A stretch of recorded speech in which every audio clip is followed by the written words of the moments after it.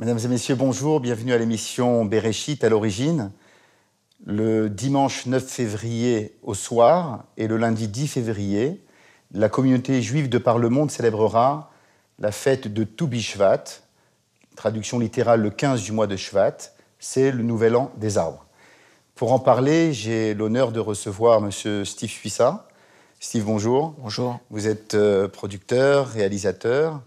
Vous avez fondé le théâtre français en Israël. Vous êtes aussi le créateur de 3 écoles de théâtre en Israël pour francophones.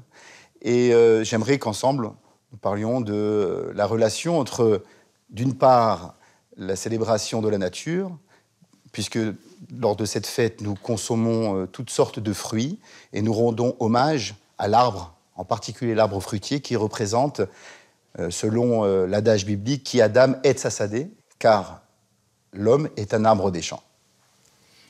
Je trouve cette tradition, pour ma part, très forte et très poétique, parce que elle met en parallèle la métaphore de l'arbre et la métaphore de l'homme.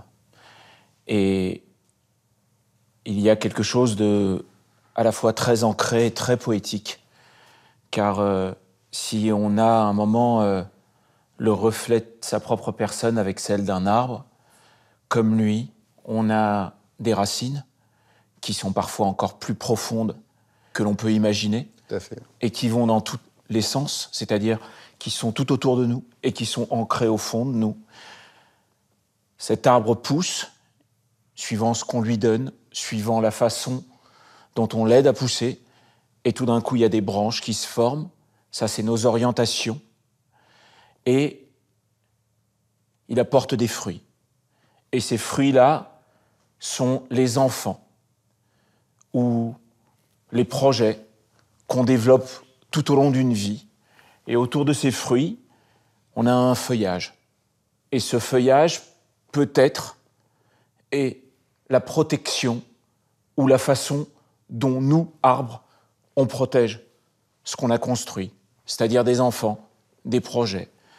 Et cette tradition est d'autant plus belle que on s'imagine qu'elle a encore pris encore plus d'essor au moment où l'État d'Israël a été créé, parce que, à ce moment-là, on s'est dit que cette tradition était encore plus belle, puisqu'en Israël, on plante énormément d'arbres, et je pense que c'est un des pays où aujourd'hui, il y a de plus en plus d'arbres avec les années qui passent. Qui montre la relation toute particulière entre le peuple d'Israël et sa terre. Exactement. Et donc, cette terre qui a besoin d'enfants, donc qui a besoin d'arbres, fait que tout d'un coup, cette fête où l'on mange des fruits, donc les 7 fruits, fait qu'elle a un symbole qui est aujourd'hui dans la transmission, qui est le travail de chaque être humain, avec ce qu'il peut apporter, est essentiel comme valeur.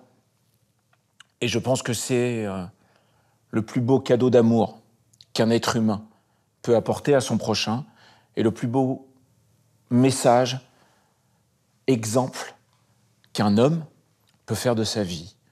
Donc aujourd'hui, se dire que il y a le nouvel an des hommes, qui est le premier et de Tishri, c'est-à-dire autour du début septembre, du mois de septembre, exactement, et le nouvel an des arbres, et le nouvel an 15 des arbres du mois de Shvat, c'est-à-dire cette année au mois de février.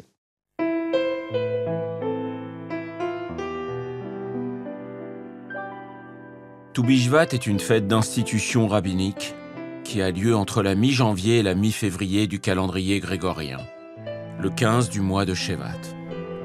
Elle est désignée dans la Mishnah comme le nouvel an des arbres. Pendant les 3 années qui suivent la plantation d'un arbre fruitier, les fruits sont considérés comme des excroissances, auxquelles il est défendu de toucher. La 4e année, les fruits sont consacrés à Dieu. La 5e année, ils sont consommables. Les 7 espèces, raisins, figues, grenades, olives, dattes, blé, orge. Les arbres fruitiers sont si précieux qu'il est interdit, même lors d'un siège militaire, de les détruire. On rapporte qu'on plantait à Jérusalem, à Toubishvat, un cédratier à la naissance d'un garçon et un cyprès à la naissance d'une fille, dont le bois serait utilisé pour le dénuptial. Sous l'impulsion des kabbalistes et du sionisme, Toubishvat devient la fête du renouveau de la terre d'Israël. Selon Rabbi Yonatan ben Zakkai, même la venue du Messie ne saurait interrompre dans sa tâche un homme en train de planter. Le nouvel an des arbres est mentionné dans la Mishnah aux côtés du nouvel an civil, du nouvel an des rois et du nouvel an de la dîme sur le bétail. L'amandier est le premier arbre en fleurs en terre d'Israël. Il devient un symbole du retour du peuple juif sur sa terre. Toubishvat est souvent choisi comme date d'inauguration, par exemple pour l'Université de Jérusalem en 1918, pour le Technion de Haïfa en 1925 et pour la Knesset en 1949.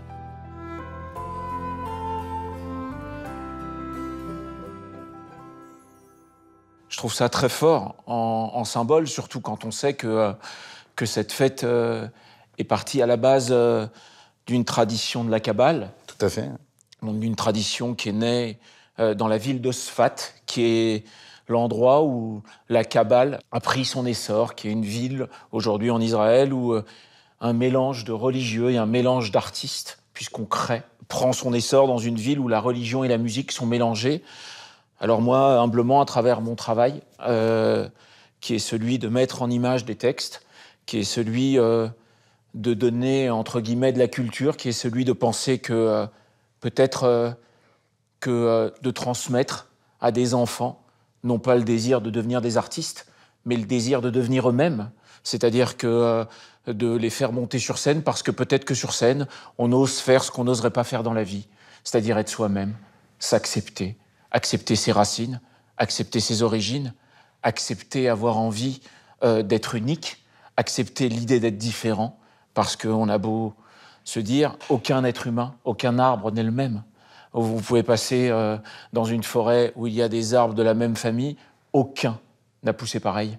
Eh ben, les êtres humains, c'est un peu pareil. Et nous sommes tous des arbres, on a tous des racines, on a tous des origines, parfois qui s'entremêlent sous la terre, et que ces branches et ces fruits et ce feuillage avec lequel on protège ces fruits, c'est aussi une façon d'apporter à l'autre. Et je pense que plus on s'occupe de ses enfants, ou plus on s'occupe de ses projets, et plus ces projets et ces enfants s'occuperont des autres.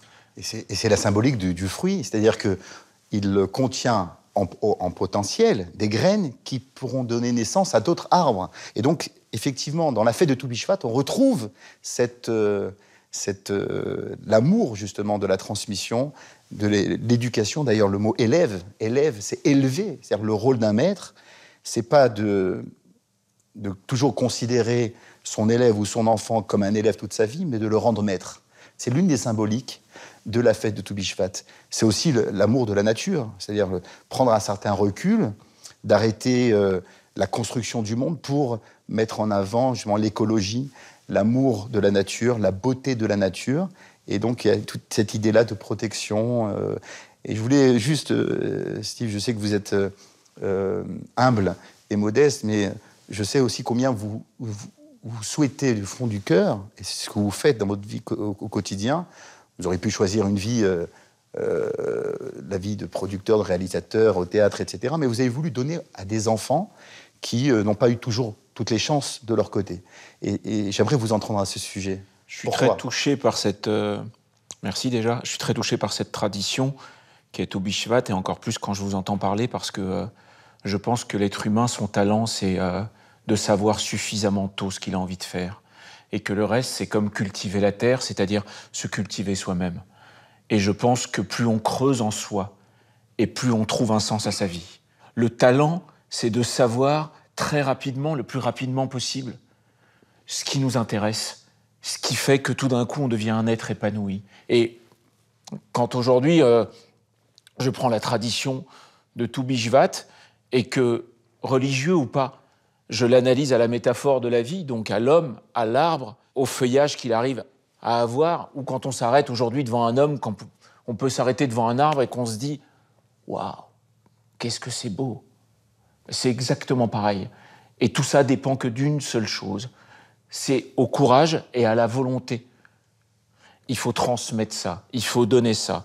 Et ce qui se passe aujourd'hui, dans des cours de théâtre, qui sont en vrai des cours de transmission pure, eh ben ça me laisse beaucoup penser à la poésie de cette tradition et de cette fête, parce que je trouve que c'est en se donnant la main, en se donnant de l'amour, en ayant de l'amour par rapport à comment on va diriger une personne, ou ce qu'on va lui transmettre, ou ce qu'on va lui donner de plus précieux pour qu'elle aussi puisse la transmettre derrière, que quelque part, tout se rejoint. C'est-à-dire l'amour de la nature, l'amour de son prochain. Il n'y a qu'un seul mot en vrai. C'est l'amour. Et toutes ces traditions, dans toutes ces religions, nous amènent aujourd'hui, dans le monde dans lequel on vit, tout à fait humblement, à se dire, religieux ou pas, quand on atteint une certaine dose ou une certaine envie d'aller vers quelque chose de spirituel, quand on atteint une envie de tout d'un coup se dire qu'on peut prendre les choses, même dans une brutalité totale, de façon poétique, alors tout d'un coup, on ne regarde plus cette tradition que j'ai regardée pendant des années comme un enfant qui ne comprenait pas, moi. On la regarde comme une métaphore très belle et elle nous aide à devoir normalement et humblement se donner la main. Tout ça, ça revient dans ces métaphores-là. Et d'ailleurs, le Talmud enseigne que ce qui sort du cœur rentre dans le cœur. Minalev, nirnas balev. Et effectivement, c'est-à-dire que lorsqu'un enfant, un élève, sent que le maître, l'instituteur, le père, la mère, eh bien, veulent transmettre un message, si ce message sort du cœur, il rentre directement dans le cœur.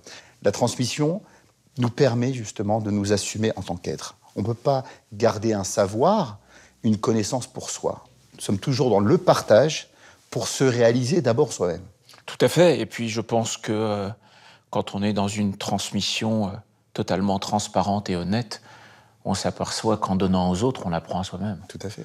Tout d'un coup, tout devient un écho. L'autre devient un miroir. Et de cette façon-là, on ne regarde pas la nature de la même façon. Ce que j'ai reçu, je le transmets avec mon apport personnel. Et la chaîne de la transmission fera ainsi de suite pour justement faire de cette humanité une humanité unique et une humanité meilleure. Steve Sussa, merci beaucoup de vos éclairages et de votre ressenti justement sur cette célébration de Tu Bishvat qui est, je le rappelle, une fête universelle parce qu'aujourd'hui, on revient à la nature. Bien sûr, sans tomber dans l'adoration de la nature, mais ce que la nature a de plus profond à nous transmettre. Merci. Merci. Mesdames et messieurs, je vous souhaite de passer un excellent dimanche et vous dis à très bientôt.